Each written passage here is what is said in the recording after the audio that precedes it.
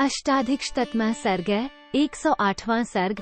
जाबालिका नास्तिकों के मत का अवलंबन करके श्री राम को समझाना। जब धर्मज्ञ श्री रामचंद्र जी भरत को इस प्रकार समझा बुझा रहे थे, उसी समय ब्राह्मण शिरोमणि जाबाली ने उनसे ये धर्म विरुद्ध वचन कहा।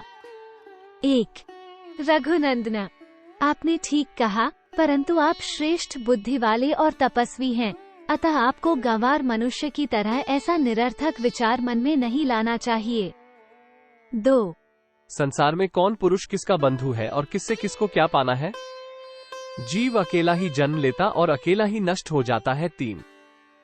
अतः श्री राम, जो मनुष्य माता या पिता समझकर किसी के प्रति आसक्त होता है, उसे पागल के समान समझना चाहिए, क्योंकि यहाँ कोई किसी का कुछ भी नहीं है। 4. जैसे कोई मनुष्य दूसरे गांव को जाते समय बाहर किसी धर्मशाला में एक रात के लिए ठहर जाता है और दूसरे दिन उस स्थान को छोड़कर आगे के लिए प्रस्थित हो जाता है, इसी प्रकार पिता, माता, घर और धन ये मनुष्यों के आवास मात्र हैं। ककूटस्थ कुलभूषण, इनमें सज्जन पुरुष आसक्त नहीं होते हैं। 5-6. अतः नरश्रेष्ठ, आपको पिता का राज्य छोड़कर इस खमय, नीचे ऊंचे तथा बहुकंठ का कीर्ण वन के कुत्सित मार्ग पर नहीं चलना चाहिए। 7. आप समृद्धिशालिनी अयोध्या में राजा के पद पर अपना अभिषेक कराइए। वह नगरी प्रोषित भर्तृका नारी की भांति एक वेणी धारण करके आपकी प्रतीक्षा करती है। 8. राजकुमार, जैसे देवराज इंद्र स्वर्ग में विहार करते हैं, उसी प्रकार आप बहुमूल्य राजभोगों का उपभोग करते हुए अयोध्या में विहार कीजिए। 9. राजा दशरथ आपके कोई नहीं थे और आप भी उनके कोई नहीं हैं।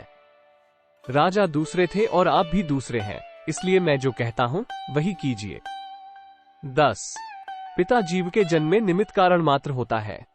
वास्तव में ऋतुमती माता के द्वारा गर्भ में धारण किए हुए वीर्य और रज का परस्पर संयोग होने पर ही पुरुष का यहाँ जन्म होता है। 11. राजा को जहाँ जाना था वहाँ चले गए, ये प्राणियों के लिए स्वाभाविक स्थिति है। आप तो व्यर्थ ही मारे जाते, कष्ट उठाते हैं। 12. जो मनुष्य प्राप्त हुए अर्थ का परित्याग करके धर्मपरायण हुए हैं, उन्हीं के लिए मैं शोक करता हूँ, दूसरों के लिए नहीं।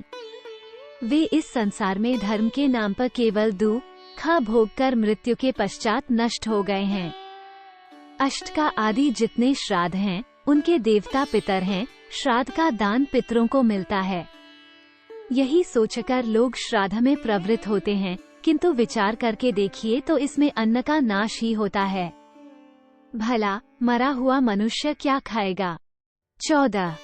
यदि यहाँ दूसरे का खाया हुआ अन्न दूसरे के शरीर में चला जाता हो तो परदेश में जाने वालों के लिए श्राद्ध ही कर देना चाहिए, उनको रास्ते के लिए भोजन देना उचित नहीं है। 15. देवता के लिए यज्ञ और पूजन करो, दान दो, यज्ञ की दीक्षा ग्रहण करो, तपस्या करो और घर द्वार छोड़कर सन्यासी बन जाओ इत्यादि बातें बताने वाले ग्रंथ बुद्धिमान मनुष्यों ने दान की ओर लोगों की प्रवृत्ति कराने के लिए ही बनाए हैं। 16. अतः महामते, आप अपने मन में यह निश्चय कीजिए कि इस लोक के सिवा कोई दूसरा लोक नहीं है, अतः वहाँ फल भोगने के लिए धर्म आदि के पालन की आवश्यकता नहीं है।